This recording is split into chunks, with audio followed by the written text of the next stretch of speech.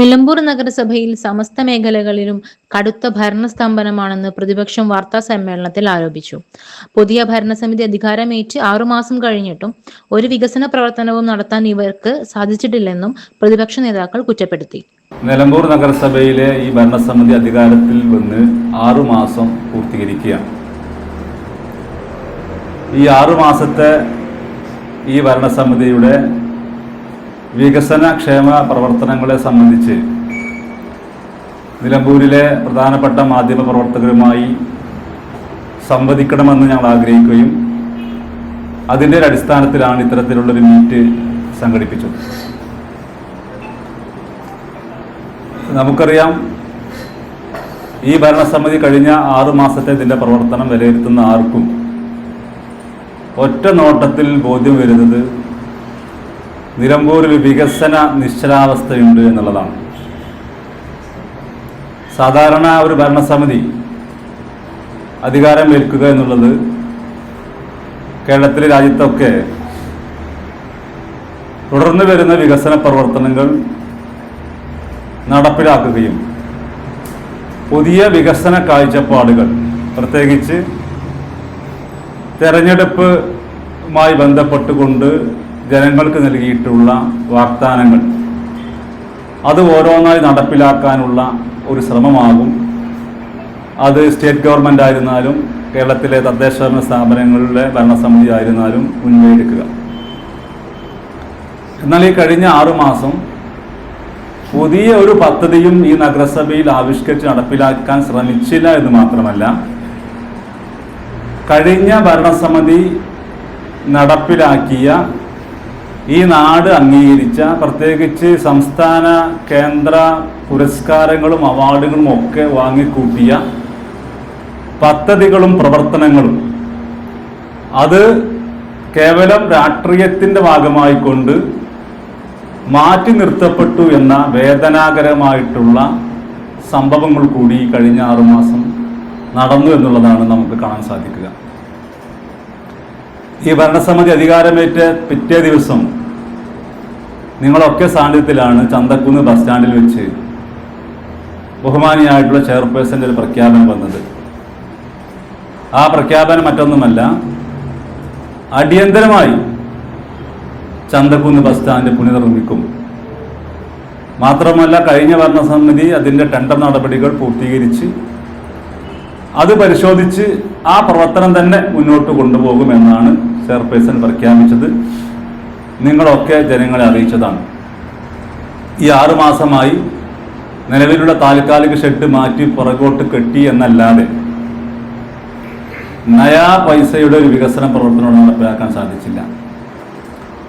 അവിടെ കഴിഞ്ഞ ഭരണസമിതി ടെൻഡർ ചെയ്ത് കേരളത്തിലെ പൊതുമേഖലാ സ്ഥാപനമായിട്ടുള്ള സിൽക്കിന് വർക്ക് ഓർഡർ കൊടുത്തിട്ടുള്ള ഒരു പദ്ധതി, അത് തങ്ങളുടെ അക്കൗണ്ടിലേക്ക് ഇത് ആകെ മാറ്റണം എന്ന രാഷ്ട്രീയ ഗൂഢലക്ഷ്യത്തിൻ്റെ ഭാഗമായി കൊണ്ട് അനന്തമായി നീണ്ടുപോവുകയാണ്. അത് ഇനിയും നീളുമെന്നുള്ള കാര്യത്തിൽ ആർക്കും ഒരു സംശയം വേണ്ട. അത് ജനങ്ങളോടുള്ള ഏറ്റവും വലിയ വെല്ലുവിളിയാണ്. കഴിഞ്ഞ 6-7 വർഷം മുമ്പ് പൊളിച്ചു മാറ്റപ്പെട്ട ചന്തക്കുന്ന് ബസ് സ്റ്റാൻഡ്, അത് കഴിഞ്ഞ ഭരണസമിതിയുടെ കാലത്ത് ടെൻഡർ ചെയ്ത് വർക്ക് ഓർഡർ കൊടുത്തു എന്നുള്ള കാരണത്താൽ അത് മാറ്റിവെക്കുക എന്ന് പറയുന്നത് ഈ നിലമ്പൂരിനോട് ചെയ്യുന്ന ഏറ്റവും വലിയ അപരാധമാണ് എന്ന് പറയാൻ ഞങ്ങൾ ആഗ്രഹിക്കുകയാണ്. മറ്റൊന്നാണ്, നിങ്ങളുടെ സാന്നിധ്യത്തിൽ ചെട്ടിയങ്ങാടി പുതിയ ബസ് സ്റ്റാൻഡിലെ കംഫർട്ട് സ്റ്റേഷൻ, ആ കംഫർട്ട് സ്റ്റേഷൻ സന്ദർശിച്ച് ഈ ഭരണസമിതിയിലെ പ്രധാനപ്പെട്ട ആളുകളും ബഹു ചെയർപേഴ്സൺ ഉൾപ്പെടെ അവിടെ പ്രഖ്യാപിച്ചത്, ഞങ്ങൾ അടിയന്തരമായി ഈ കാലാവസ്ഥ വരുന്ന സമയത്ത് 5-6 മാസം ആ കംഫർട്ട് സ്റ്റേഷൻ അടച്ചിടുകയാണ്. നിരന്തരം നിങ്ങളൊക്കെ വാർത്ത കൊടുക്കുന്നതാണ്. കഴിഞ്ഞ ഭരണസമിതി അതിൻ്റെ അവസാന സമയത്ത് അതിനകത്ത് 23-28 ലക്ഷം രൂപ ചെലവഴിച്ചു താൽക്കാലിക പരിഹാരം ഉണ്ടാക്കുമ്പോഴും ആ താൽക്കാലിക പരിഹാരം ഒന്നും ഉതകുന്നതല്ല. കാരണം അത് പക്കാ പാടത്താണ് ഈ ബസ് സ്റ്റാൻഡ് നിർമ്മിച്ചിട്ടുള്ളത് എന്നുള്ളത്. ആ പാടത്ത് ഒരു 2 അടി താഴുമ്പോൾ വെള്ളം വരുമെന്നുള്ളത് കൊണ്ടും ഒരു STP സംവിധാനം സ്ഥാപിക്കണമെന്ന് കഴിഞ്ഞ ഭരണസമിതി തീരുമാനമെടുത്തു. DPC അപ്രൂവൽ വാങ്ങി സർക്കാർ ഏജൻസി ആയിട്ടുള്ള IRTCയെ അതുമായി ബന്ധപ്പെട്ട് ചുമതലപ്പെടുത്തിയ ഒരു ഘട്ടത്തിലാണ് ഈ ഭരണസമിതി അധികാരത്തിൽ വരുന്നത്. അന്ന് പ്രഖ്യാപിച്ച അടിയന്തരമായി പ്രശ്നം പരിഹരിക്കുമെന്നാണ്. ഒരു ഇഞ്ച് മുന്നോട്ട് പോകാൻ ഈ കഴിഞ്ഞ 6 മാസമായിട്ടും അവർക്ക് സാധിച്ചില്ല എന്നുള്ളതാണ് യാഥാർത്ഥ്യം. കഴിഞ്ഞ ഭരണസമിതി സംസ്ഥാന കേന്ദ്ര പുരസ്കാരങ്ങൾ വരെ നേടിയെടുത്ത ജനകീയ പദ്ധതികൾ കേവലം രാഷ്ട്രീയ വിരോധത്തിന്റെ പേരിൽ പുതിയ ഭരണസമിതി അട്ടിമറിക്കുകയാണെന്ന് പ്രതിപക്ഷ അംഗവും CPI ജില്ലാ എക്സിക്യൂട്ടീവ് അംഗവുമായ PM ബഷീർ പറഞ്ഞു. അധികാരമേറ്റയുടൻ ചന്തക്കുന്ന് ബസ് സ്റ്റാൻഡ് നിർമ്മാണം അടിയന്തരമായി പൂർത്തിയാക്കുമെന്ന് ചെയർപേഴ്സൺ പ്രഖ്യാപിച്ചിരുന്നു. എന്നാൽ 6 മാസം കഴിഞ്ഞിട്ടും താൽക്കാലിക ഷെഡ് പിന്നിലേക്ക് മാറ്റിയതല്ലാതെ ഒരടി പോലും മുന്നോട്ടു പോകാൻ ഭരണസമിതിക്കായിട്ടില്ല. ഇതിന്റെ DPRുമായി ബന്ധപ്പെട്ട് നഗരസഭാ സെക്രട്ടറിയെ മധ്യസ്ഥനാക്കിയതിലും കരാറുകാരുമായി മധ്യസ്ഥ ശ്രമം നടത്തിയ സെക്രട്ടറിക്കെതിരെയും പ്രതിപക്ഷം പരാതി നൽകിയിട്ടുണ്ട്.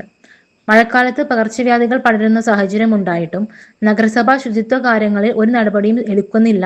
നഗരസഭയുടെ പല ഭാഗങ്ങളിലും കക്കൂസ് മാലിന്യങ്ങൾ ഉൾപ്പെടെ നിക്ഷേപിക്കുന്ന അവസ്ഥയാണ്. മുൻ ഭരണസമിതിയുടെ കാലത്ത് നിലവിൽ വന്ന 3 അർബൻ ഹെൽത്ത് സെന്ററുകളിലും മരുന്നില്ലാത്ത അവസ്ഥയാണുള്ളത്.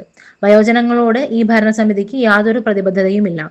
കൊളക്കണ്ടത്തെ പകൽ വീട് നിലവിൽ പൂട്ടിയ നിലയിലാണ്.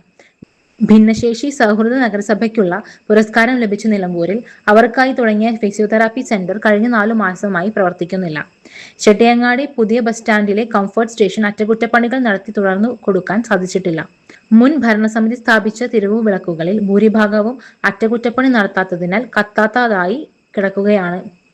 ഭിന്നശേഷി സൗഹൃദ പാർക്കിൽ കെട്ടിടം നിർമ്മിക്കാൻ PV അൻവർ MLA ഫണ്ട് അനുവദിച്ചിട്ട് 1 വർഷമായിട്ടും നഗരസഭ യാതൊരു നടപടിയും സ്വീകരിച്ചിട്ടില്ല.